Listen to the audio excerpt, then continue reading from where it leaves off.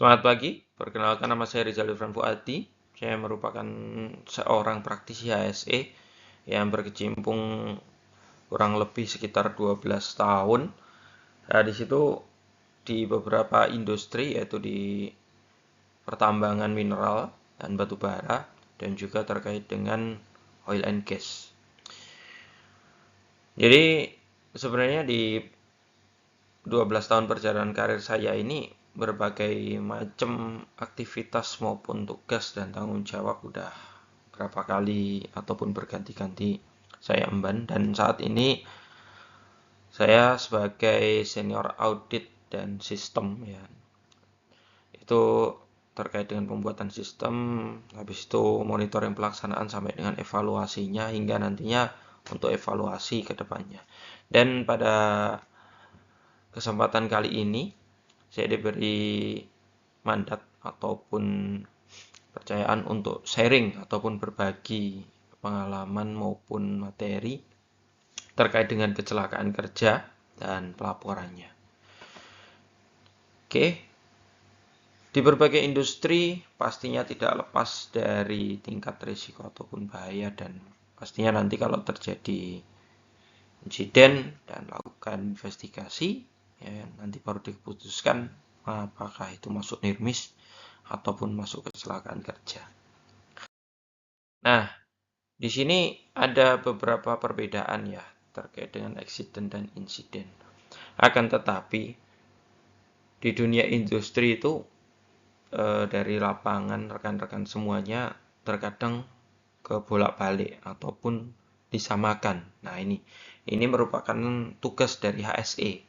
Apa itu accident, apa itu insiden, ya kan? Ya, kalau kita ngomong pada saat awal kejadian, ya kita ngomongnya insiden, yaitu peristiwa yang belum menimbulkan kerugian namun berpotensi menjadi accident jika tidak diantisipasi.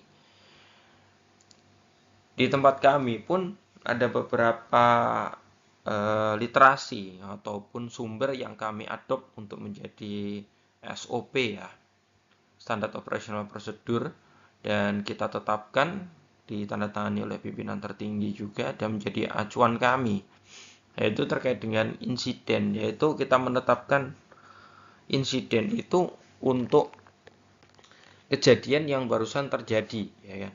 Barusan terjadi, kita ambil datanya, ada laporannya. Habis itu nantinya setelah itu kita akan melakukan proses investigasi. Kalau setelah pengambilan data itu semuanya udah dapat, habis itu baru ke proses investigasi. Setelah proses investigasi baru nanti diputuskan ada kerugian apa tidak, ya kan? Baru nantinya kalau memang ada kerugian, jadi masuk ke dalam accident, ya kan? Kalau menimbulkan, ya kan, kerugian terkait dengan apa? Fisik, material, ataupun jiwa. Seperti itu. Baik, kita masuk ke slide selanjutnya terkait dengan pentingnya pelaporan. Kenapa pelaporan itu sangat penting? Jadi apabila tidak dilaporkan, rekan-rekan semuanya, maka kecelakaan tersebut akan sulit diselidiki, ya kan? Dan diambil tindakan perbaikannya akan sulit, gitu.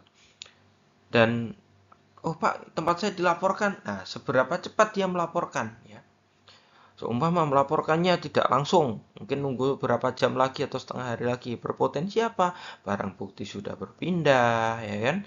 Saksi-saksi memang udah nggak fresh lagi, data-data primer dan lain sebagainya. Dan apabila ada cedera terhadap pelaku ataupun korban yang ada di situ, ya kan, tidak segera ditangani, bisa menimbulkan hal yang lebih parah lagi. Nah, itu makanya pentingnya pelaporan itu harus disampaikan dan sesegera mungkin kepada siapa? Kepada atasan dan tim IRT, Emergency Response Team. Ya kan? Buat apa mereka? Ya untuk mempercepat penanggulangan apabila ada yang perlu dievakuasi, ada yang perlu dilakukan tindakan perbaikan. Nah, itu semuanya harus segera dilaporkan secara tepat dan akurat, ya kan? Ada beberapa tata caranya yang harus dilakukan pelaporan, ya kan? Ya, pertama, ya pastikan di HP ataupun channel radio HT yang talkie yang dipegang itu sudah tersimpan channel emergency ya.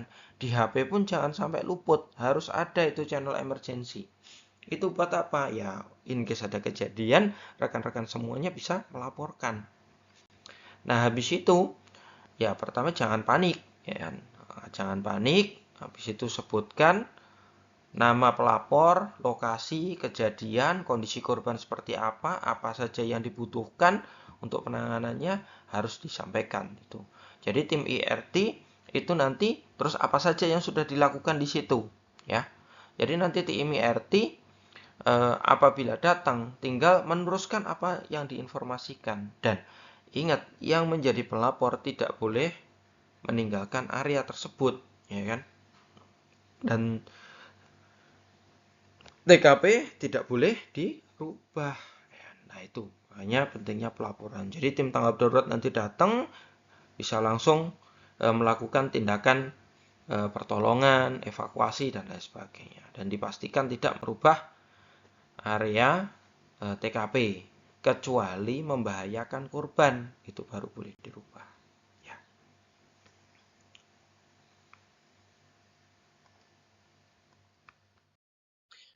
Lanjut ke file penyelidikan kecelakaan. Ya. Apa sih yang menjadi tujuan dari penyelidikan kecelakaan itu? Yaitu yang pertama terkait dengan mengenali apa yang sebenarnya terjadi. Yang kedua menentukan tindakan yang tepat dan mencegah berulangnya kecelakaan. Poin pertama bisa kita bilang untuk mencari akar permasalahan. Apa sih yang menjadi penyebab?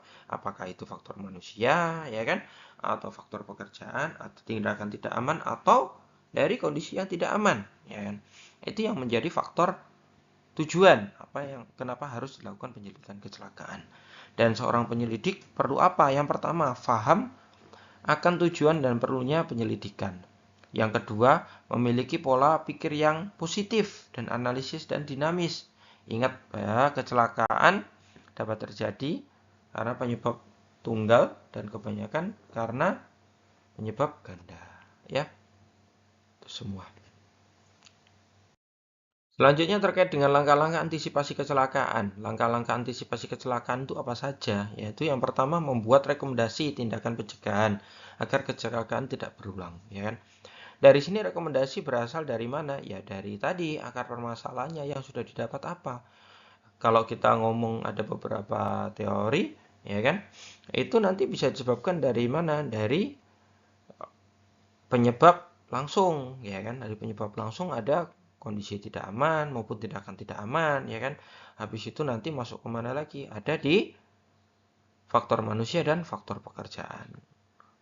Nah, kalau sudah dilakukan tindakan rekomendasi tersebut dikorelasikan dengan apa? Evaluasi program keselamatan kerja, ya kan? Secara berkala untuk meningkatkan pencegahannya seperti apa? Penanganan lanjutan, ya kan? Melakukan edukasi kepada karyawan terkait dengan pentingnya pelaporan keselamatan dan pentingnya analisis bahaya agar dapat memahami penyebab kecelakaan secara mendalam. Nah, dari laporan investigasi, yaitu ada beberapa tata cara juga. Bisa dibuatkan yang namanya safety alert, ya kan? Itu merupakan pembelajaran.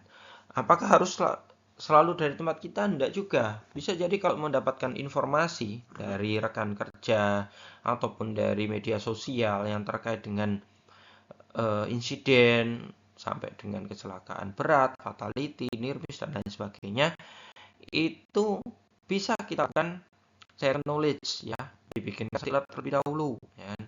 Atau ada di tempat saya dulu di Migas ya, itu ada namanya safety stand-down. Jadi setiap ada insiden ataupun accident, itu pasti kita akan berhenti sejenak. Semua pekerjaan berhenti dan dilakukan sosialisasi ataupun briefing kepada semuanya. Nah, itu merupakan bukti bahwa kita memberikan edukasi bahwa ada kejadian seperti ini. Kalau memang sudah ada laporan investigasinya, ya kita jelaskan penyebabnya apa, seperti itu ya. Itu semua sangat penting. Jadi informasi ini jangan putus di satu sisi ataupun di rekan-rekan semuanya yang mendapatkan informasi, tapi sharing semuanya, ya kan? Bisa menjadi dijadikan bahan forum grup diskusi, ya kan, untuk memecahkan masalah. Sebenarnya kalau dilihat dari metode ini bisa dibilang apa, nah seperti itu. Ataupun bisa dilihat dari kacamata dengan metode analisis yang tertentu, seperti itu.